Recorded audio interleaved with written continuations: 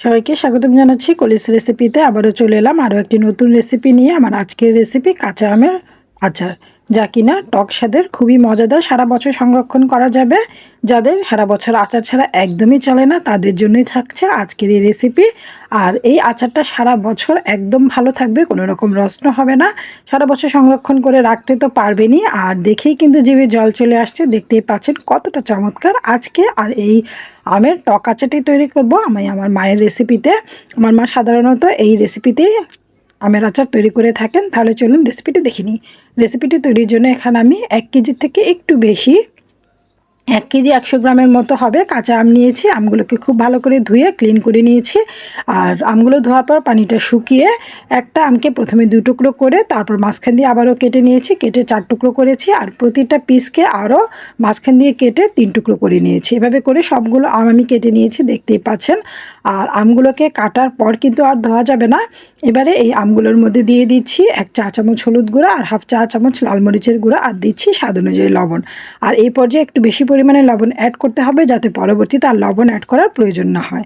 এবারে কাঁচা আমের সাথে লবণ, হলুদ আর হচ্ছে গিয়ে শুকনো মরিচ গুঁড়া, এগুলো খুব ভালো করে আমের সাথে মিক্সড করে নিতে হবে। আর আমের সাথে মশলাটা মিক্সড করে যদি আমটা কিছুক্ষণ রেখে দেওয়া যায় বা একটু শুকিয়ে নেওয়া যায়, তাহলে কিন্তু সে আমটা সারা বছর ভালো থাকবে। আর আমের আচারটা একদম কালচে হয়ে যাবে না, রঙটা খুবই চমৎকার হবে। খুব ভালো করে প্রয়োজনে 2টো পাত্রে নিয়ে আমটা খুব ভালো করে মশলার সাথে মিক্সড করে নিতে হবে। আর আমটা মিক্সড করা হয়ে গেলে এবার এটাকে এক সাইডে রাখছি।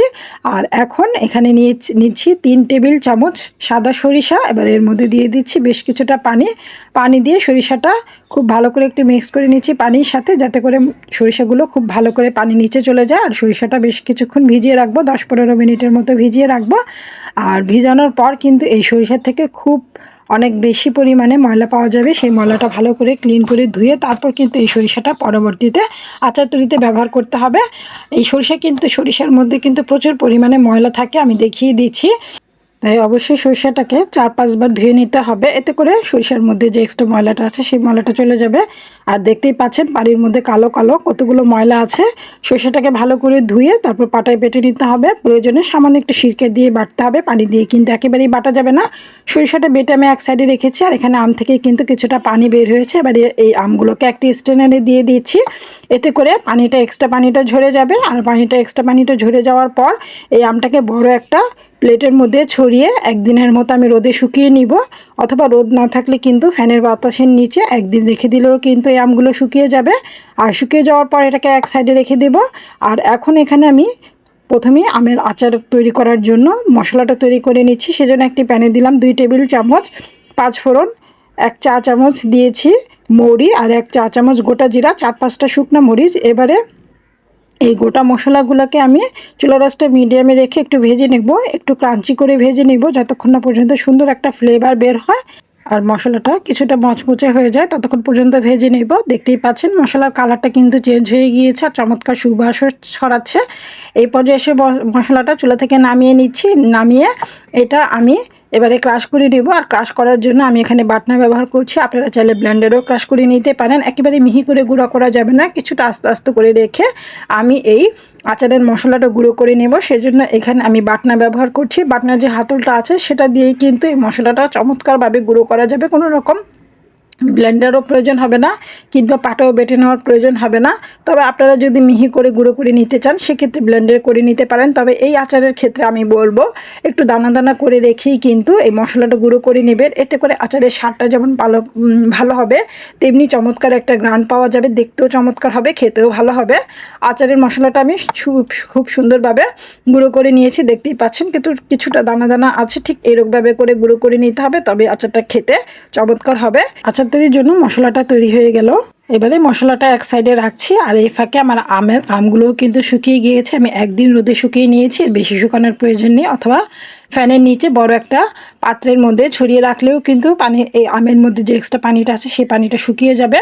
এবারে আমটা মিক্সড করার জন্য বা আচারটা তৈরি করার জন্য একটি পাত্রে প্রথমে আমি যে সরিষাটা বেটে নিয়েছিলাম সেখান থেকে আমি অর্ধেকটা এখানে দিয়ে দিচ্ছি। এরপরে দিয়েছি 2 টেবিল চামচ যে আচারের মশলাটা তৈরি করেছি সেটা, 1 চা চামচ হলুদ গুঁড়া, 1/2 চা চামচ লাল মরিচের গুঁড়া, আরও দিচ্ছি 1 চা চামচ ধনিয়ার গুঁড়া, আর দিয়েছি 2 টেবিল চামচ সিরকা বা ভিনেগার। এর ফলে আচারটা দীর্ঘদিন ভালো থাকবে। কিন্তু কেউ যদি এখানে চান সিরকা ব্যবহার করবেন না, সিরকা ব্যবহার করা ছাড়াও কিন্তু আচারটা দীর্ঘদিন পর্যন্ত ভালো থাকবে, যেহেতু এই আচারে কোনো রকম পানির স্পর্শ নেই। এবারে এর মধ্যে দিয়ে দিলাম 1.5 কাপ পরিমাণ সরিষার তেল। খুব ভালো করে গরম করে নিয়েছি, সেই সরষের তেলটা এখানে দিয়ে দিলাম। আর সরষের তেল দেওয়ার সাথে সাথেই কিন্তু দেখতেই পাচ্ছেন প্রচুর পরিমাণে ফেনা উঠেছে। আর প্রচুর পরিমাণে ফেনা উঠলে কিন্তু বুঝতে হবে আপনার সরিষার তেলটা একদম খাঁটি। সরষের তেল খাঁটি কিনা অনেকেই কনফিউশনে থাকেন, এই ছোট্ট একটা টিপস আপনাদের দিয়ে দিলাম। সরষের তেল গরম করার পর যদি অনেক বেশি ফেনা ওঠে সেক্ষেত্রে বুঝতে হবে যে সরষের তেলটা সত্যি একদম খাঁটি। সরষের তেলটা দিয়ে খুব ভালো করে মিক্সড করে নিলে কিন্তু চমৎকার একটা ফ্লেভার পাচ্ছি আমি, কি বলবো। আরও দিয়ে দিচ্ছি 7-8টার মতো রসুন কোয়া, একটু আলতো করে থেতো করে নিয়েছি, সেটা আমি দিয়েছি। আরও দিচ্ছি সামান্য একটু লবণ, মনে হচ্ছে আরও একটু লবণ লাগবে, তাই আমি আরেকটু লবণ অ্যাড করছি। তবে আপনাদের যদি লবণের প্রয়োজন না হয় এই পর্যায়ে লবণ না দিলেও কিন্তু হবে। এবারে সমস্ত মশলাটা খুব ভালো করে চামচের সাহায্যে মিক্সড করে নিতে হবে। আর মিক্সড করে নিলে কিন্তু এই মশলাটা দেখে এখন মনে হচ্ছে এই মাত্র আমি পাটা মশলাটা বেটে এনেছি, ঠিক এরকম লাগছে।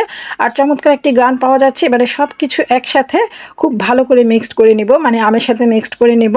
আমটা দিয়ে দিচ্ছি, প্রথমে অর্ধেকটা দিয়ে ভালো করে মিক্সড করে নিলাম, এরপর বাকি অর্ধেকটাও দিয়ে দিচ্ছি। প্রয়োজনে আপনারা একটি বড় পাত্রে আমটাকে দিয়ে ভালো করে মশলার সাথে মিক্সড করে নিতে পারেন।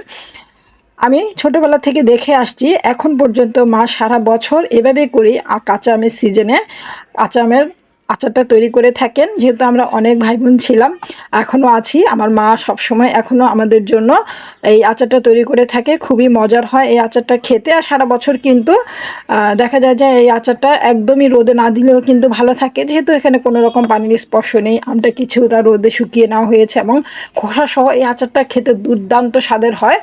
যত রকম আমের আচার আছে আমার কাছে এই আমের আচারটা একদম পারফেক্ট লাগে, খেতে ভীষণ ভালো লাগে। আচারটা সংরক্ষণের জন্য একেবারে ক্লিন একটি কাচের বয়াম নিতে হবে, সেটাকে অবশ্যই খুব ভালো করে ক্লিন করে শুকিয়ে নিতে হবে। তারপরে আচারটা সম্পূর্ণরূপে ঠান্ডা হওয়ার পর এই কাচের বয়ামে ভরে নিতে হবে। আর কাচের বয়ামে আচারটা ভরার পর কিছুটা সরিষার তেল আবারও গরম করে নিতে হবে। গরম করে তেলটাকে ঠান্ডা করে তারপরে এই বয়ামের মধ্যে দিয়ে দিতে হবে। যতটুকু পর্যন্ত আচার থাকবে তার উপর লেভেল পর্যন্ত কিন্তু তেলটা দিতে হবে। দেখতেই পাচ্ছেন আমি আরও কিছুটা তেল গরম করে এখানে ঠান্ডা করে তারপর এখানে ব্যবহার করছি। এখানে সরিষার তেলটা আচারের প্রিজারভেটিভ হিসেবে কাজ করবে, তাই আচারটা কিন্তু একেবারেই নষ্ট হবে না, সারা বছর সংরক্ষণ করা যাবে।